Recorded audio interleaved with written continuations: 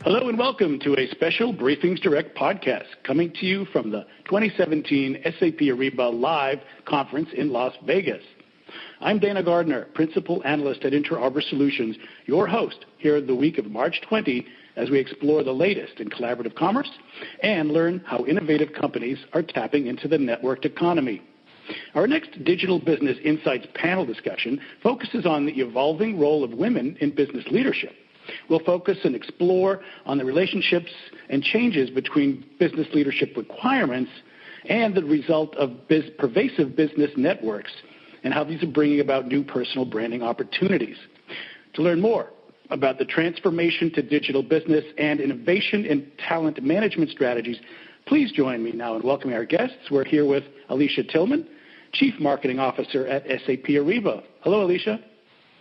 Hi, Dana. How are you? I'm great. Good to have you with us.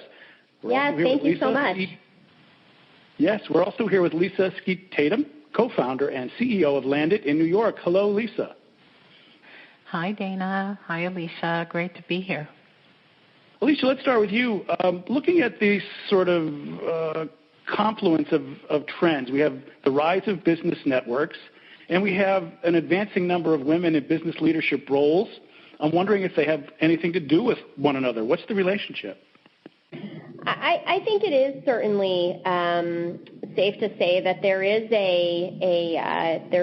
a relationship between the two. I mean, networks historically were known, to connect businesses mostly from a transactional standpoint.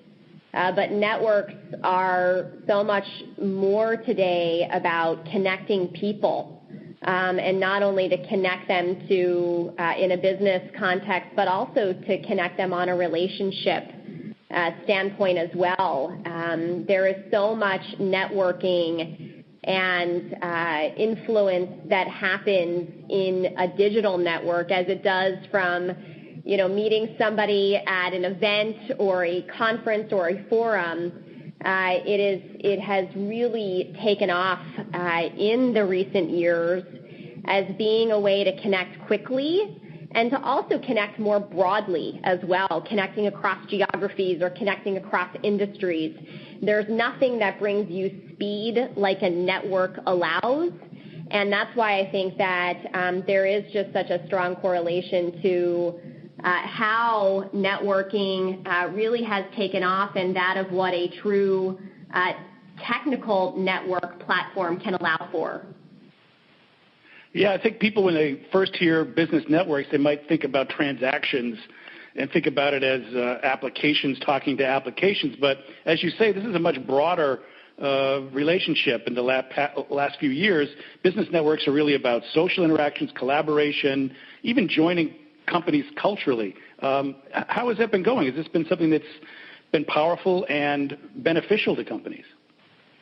It's incredibly powerful and beneficial. One example is if you think about how buying habits are these days, buyers are very particular about the goods that they're interested in and, frankly, the people that they source from. If I look at my buying population in particular at SAP Ariba, there's a tremendous movement towards sustainable goals or fair trade types of responsibilities, wanting to source goods from minority-owned businesses, wanting to source only organic or fair trade products, wanting to only partner with organizations where they know within their supply chain the distributors of their product is coming from locations in the world where the working conditions are safe and their employees are being paid fairly. A network allows for that. The SAP Ariba network certainly allows for that so that we can match suppliers directly with what those incredibly diverse buyer needs are in today's environment. And Lisa, we've just heard from Alicia about how it's more important that companies have a relationship with one another and they actually look for culture and character in new ways. Tell us a little bit about yourself, about Landit, and how you're viewing this idea of business networks changing the way people relate to their companies and even each other. Absolutely. So our goal at Landit is to democratize career success for women around the globe. And so we've created a technology platform that not only increases the success and engagement of women in the workplace, but it also enables companies in this new environment to attract, develop, and retain high-potential diverse talent. And we do that by providing each woman with a personalized playbook in the spirit of one-size-fits-one that empowers them with the access, the tools, the resources, the know-how, and yes, the human connections that they need to more successfully navigate their path. And it's really in response to the millions of women who will find themselves at an inflection point, whether they're in a company, they love the company, they're just trying to figure out how to more successfully navigate, or maybe they're feeling a little stuck and they're not sure how to get out of it. And the challenge being, I'm motivated, I have the skills, I just don't know where to start. And we have really focused on knitting what we believe are those key elements together, leveraged by technology that actually guides them. But we find that companies themselves in this new environment are often overwhelmed and trying to figure out a way to manage this new diverse workforce and this era of connectedness. So we give them a turnkey, one-size-fits-one solution. And as Alicia mentioned, in this next stage of collaborative businesses, there's really two things. One, we're more networked and more visible than ever before, which is great because it's created more opportunities of flexibility than we've seen, not to mention more access. However, those opportunities are heavily and highly dependent on how someone showcases their value, their contributions, their credibility, which makes it even more important to cultivate not only your brand and your network, because it goes beyond just individual capabilities, but really getting at what is the sponsorship and the support of a strong network. The second thing I would say that Alicia also mentioned is that in today's business environment, where it is more global, more diverse in its tapestry, it's going to require businesses to create an environment where everyone feels valued and feels like they can bring the full measure of their talent and passion to the workplace, because companies want, this amazing talent to find their place at their company. So tell me, Lisa, if I am a company and I'm looking to be more diverse, how would I use Landit to accomplish that? And then also, if I'm an individual looking to get to the type of company that I want to be involved with, how would I use Landit from that perspective as well? Absolutely. So as an individual, when you come onto Landit, we actually give you what are those key ingredients for success, because often we don't even know what we don't know. And so we've knit together essentially the first step being, where do I fit? Because if you're not in a place that fits with the 360 of you, it's not sustainable. So we help you figure out, what is it that fits with all of me? We then connect you to those opportunities. And you see many times with diverse programs, they're very much focused just on the intake, which is just one component. But what you want people to do is thrive when they get there. And so whether it is building your personal brand or building your board of advisors or continuing with your skill development in a personalized, relevant way, or access to coaching, because often many of us don't have that unless we're in the C-suite on the way, we're able to knit that together in a way that is relevant, that's bite-sized for the individual. For the company, we give them a turnkey solution, literally, to invest in a scalable way, touch more lives, and the people across their company, particularly in a more global environment. And so versus having to place multiple bets, they place one bet with Landit, and we essentially leverage that, one-size-fits-one capability with things that we all know are key to success, and we're able to have them deliver that, again, whether it is to their newly minted managers or people they've just acquired, or maybe their leaders that they want to continue to invest in. We enable them to do that in a measurable way so that they can see, the engagement and the success and the productivity. Mm-hmm.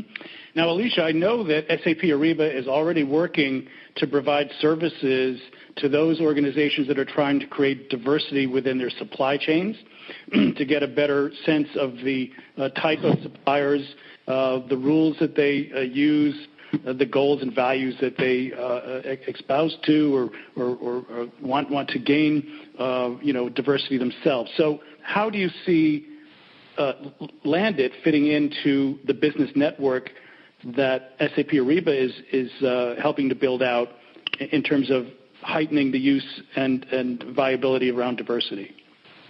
Great question. And, first I think, that the SAP Ariba network it's the largest B2B network on the planet.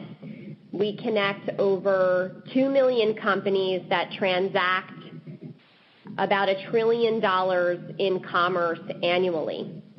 And as you could imagine, there is incredible diversity in the buying requirements that exist amongst those companies that are located in all parts of the world and work in virtually every industry.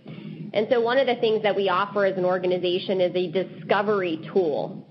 Because when you have a network that is so large, it can be difficult and a bit daunting for a buyer to find the supplier that best meets their business requirements and for a supplier to find who their ideal buyer is. So our discovery application, it's sort of a matching service, if you will, that enables a buyer to list their requirements, and you let the tool work for you to allow it to match you to suppliers that most meet your requirements, whatever they may be. Landit, I think, is an organization that, firstly, I'm very proud to have Lisa present at our Women in Leadership Forum at SAP Ariba Live. And I'm showcasing Lisa not only because of her entrepreneurial spirit and the success that she's had in her career that I think will be very inspirational and motivational to women who are looking to continue to develop themselves from a career perspective. But she's also created a platform that really helps provide an environment for women in a digital setting to allow them to harness precisely what it is that's important to them and important to others when it comes to career development, and offering the coaching and offering the tools in the Landit environment to enable that.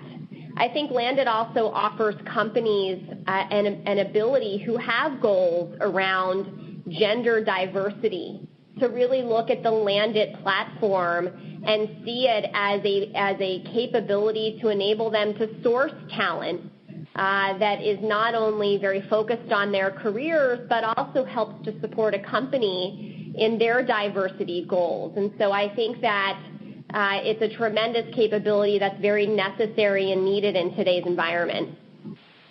Right. Now, what I see happening with SAP Ariba and the business network approach, and what I'm hearing is going on with Landit, is we're essentially trying to define a new workforce and join those from the buying or hiring side with those with the skills and the ability to prefer services. But I want to maybe just define what this new workforce is. Lisa, what do you think has changed in the past several years that has prompted this changed workforce? Now, we talked about the business network as an enabler, and we've talked about social networks, connecting people, but what's going to be different about the workforce sort of going forward from your perspective? Absolutely. So I would say there are three main things. I think there's a recognition that diversity is not a nice to have, it's a must have from a competitive standpoint, best ideas, better return on capital. So it is a business imperative to further and to invest in and to value diversity within one's workforce. I think second, businesses are continuing to shift towards what we say is finding the best match. So matching opportunities with the people who are best able to do that in a less biased way. And then the third thing I would say is that business as usual isn't going to work in this new reality of career management. So it's no longer, one or bi-directional where it's just the manager or the employee, but it's much more collaborative and driven by the individual. And so all of these things, when you think about the personalization, as I mentioned, in the one-size-fits-one, it is how in this environment where there's much more opportunity, much more freedom, but how do you anchor that with a platform and a framework and a connectivity that enables someone to more successfully navigate what are these new orders and these new environment and new opportunity, whether it's how do you leverage and build your network, because everyone knows they need to do it, but many people don't know how to do it, or when your brand is even more important and visibility is more important, how do you develop and communicate your accomplishments and your value, or seeking feedback, or some of those elements. And so I think it is kind of the confluence of those things coming together that creates this new world order, if you will. Clearly, Alicia, one of the biggest challenges for most businesses is getting the skills that they need in a timely fashion, and not only within a skill set, but within a location or a vertical industry or subset of their business. Just the skills gap right now seems to be growing. Based on what we just heard about this new workforce, how do we get over the compelling difficulty of matching hiring and buying with the sellers?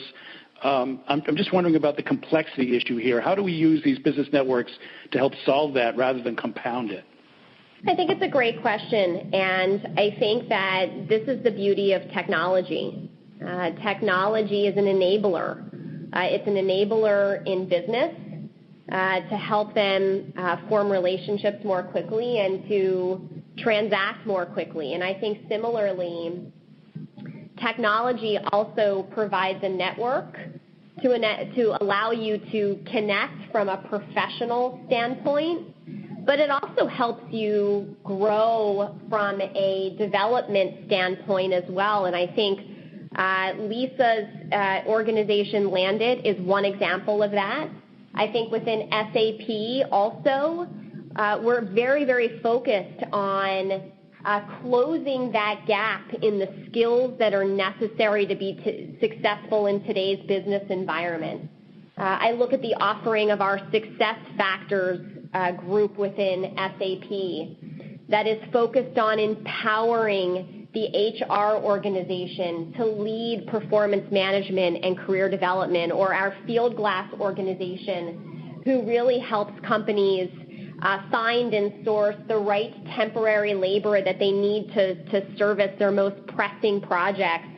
And I look at that in combination with the parallel from that of a business network. And there is no better place in today's environment than to really find something you need and find it quickly. It really comes down to the individual's desire to want to grow their skills or find new skills, to almost get out of their comfort zone to try something new. Because I don't believe there's a shortage of tools or applications that are there to help enable that growth and that talent development. It comes down to the individual's desire to want to grab it and go after it. Yeah, let's explore that a little bit. I cannot agree more. Sure, go ahead. I was going to say, I cannot agree more that I actually think technology and the networks actually is what creates the opportunity, because often, if you look in the past, there may have been a skilled gap, but you have to be able to label it. You have to be able to identify it in a way that is relevant to the individual. And as Alicia said, there are many opportunities out there for development, many courses, et cetera. But how do you parse that down and deliver it to the individual in a way that is relevant and that's actionable? And I think that's where networks, that's where technology, that's where the power of one, but leveraged in a scalable way, comes into play. So I actually think now is probably one of the best times for how do you invest in and have an individual grow to their full potential and their desire and meet their goals in a way that's leveraged by technology, but in a very personal way. Sure, and as we've been hearing here at SAP Ariba Live, more and more technologies along the lines of artificial intelligence and machine learning and taking advantage of all the data and analyzing it and making it actionable can now be brought to bear on this set of issues of matching workforce requirements with skill sets. Tell me a little bit more, if you could, Lisa, about where you see these technologies, AI, machine learning, advanced analytics, playing into this ability to reduce the complexity and help companies identify the right workforce and the workforce to help identify the right companies. That's right. Well, it's very similar to what Alicia said earlier, which is having the data and being able to quantify and qualify is what gives you the tool and the power to actually set a path forward. And the beauty of that is that it actually enables everyone to have the opportunity to contribute, everyone to have the opportunity to grow and to create a path and a sense of belonging, but having a way to get there. And so, from our perspective, it is that empowerment, that ownership, but with the support of the networks and the overall organization that enables someone to move forward, that enables the organization overall to be more successful and more embracing of this new workforce, this more diverse talent. Mm-hmm. We've heard about matching within a business network, but what about the individual? What can people who are looking to increase their personal brand, women who are looking to go into a diversification-oriented organization and be noticed, what should we do as individuals given the technology, given these business networks, given the drive to have diversity and match and create the most powerful workforces? What should we be thinking as individuals in terms of getting in and using this whole set of transformational trends to our advantage? Let's start with you, Alicia. I think that individuals should feel more empowered today than ever before to really take their career development to unprecedented levels. I think that there are technologies, there are so many applications that are there to help coach you on every level. And it gets back to a comment I made before about it becoming a matter of it being up to the individual to truly harness what it is that is standing in front of them and to really grab hold of it and use it to their advantage to reach their career goals. Yeah.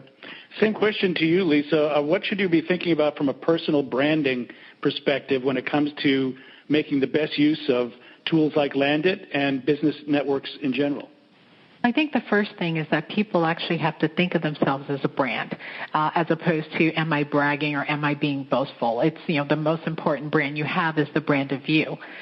Second is people have to realize that this notion of building your brand is something that you nurture and develops over time.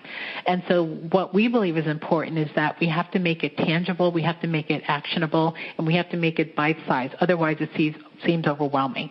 So we've defined what we believe are the 12 key elements for anyone to have a successful brand, whether it is have you been visible, do you have a strategic plan of view, are you seeking feedback, do you have a regular cadence of interaction with your network, etc.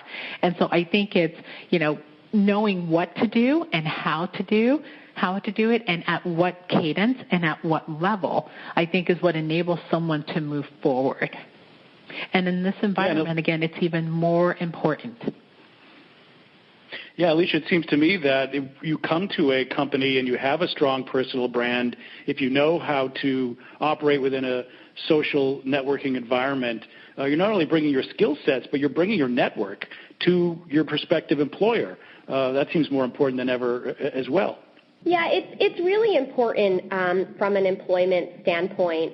Employers want to be sure that they are attracting candidates and employing candidates that are really invested in their development. An employer, I think, really operates in the best interest of the employee in terms of helping to enable tools and allow for that development to occur. But at the same time, I find that, where candidates can really differentiate themselves in today's work environment is that, when they're sitting across the table and they're in that interview, I think it's really important for a candidate to talk about their own development themselves and what are they doing to constantly learn, to really help support the curiosity that they may have. Employers want curious people. They want those that are taking advantage of development and tools and learning. And these are the things that I think set people apart from one another when they know that individually they are going to go after learning opportunities and push themselves out of their comfort zone to take them to the next level. Okay, before we close out, I wanted to take a little peek into the crystal ball, sort of a future outlook take. What, Alicia, would be your top two predictions, given that we're just on sort of a inflection point with this new network or this new workforce and networking effect for it? So I think my two predictions would be that I think that technology is only going to continue to improve.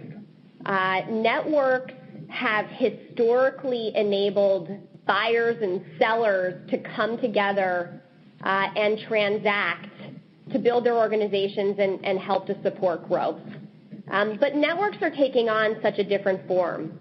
So my first prediction is that technology is going to continue to enable priorities professionally and priorities personally.